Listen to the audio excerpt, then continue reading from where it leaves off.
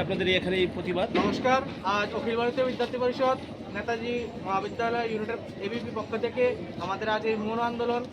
আমরা গত কিছুদিন আগে আমরা একটি আন্দোলন করেছিলাম, যেখানে আমাদের আশ্বাস দিয়েছিল যে খুব শীঘ্রই ছাত্রীদের এবং যে সমস্যাগুলির সমাধান হবে। কিন্তু ত্রিপুরা ইউনিভার্সিটির যে একটা নতুন একটা তাদের একটা যে ফর্ম দেওয়া হয়েছে স্টুডেন্টকে, যারা ফর্মগুলো ফিল আপ করে তারপর তারা রিসেপশনে দিতে হবে, কিন্তু তাদের স্টুডেন্টরা আরও হয়রানি বেশি হচ্ছে।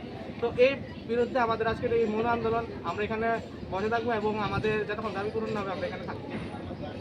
মূলত কটা দাবি নিয়ে আপনাদের আন্দোলন? আমাদের মূলত 4-5টা দাবি নিয়ে আন্দোলন, যেমন ফর্ম ফিল আপ, ছাত্রছাত্রীদের যে প্রেজেন্ট থাকা সত্ত্বেও অ্যাবসেন্ট, এবং তারা যেই মার্ক প্রাপ্য কিন্তু প্রাপ্য সত্ত্বেও তাদের মার্ক 0 দেওয়া হয়েছে।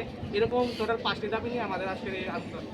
আপনারা কি চাইছেন মূলত? আমরা মূলত চাচ্ছি যে ত্রিপুরা ইউনিভার্সিটির যে বিসি স্যার, ওনার যেই গাফিলতি, যে কারণে আজকে ছাত্রছাত্রীরা যে হয়রানির শিকার হচ্ছে, তার বিরুদ্ধে আমাদের আজকের এই আন্দোলন। এই আন্দোলনটা কোথায় করছেন আপনারা? আমরা আজকে আন্দোলনটি নেতাজি সুভাষ মহাবিদ্যালয় প্রাঙ্গণে করছি।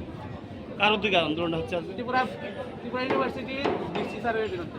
কে করছে এই আন্দোলন? এবিপি।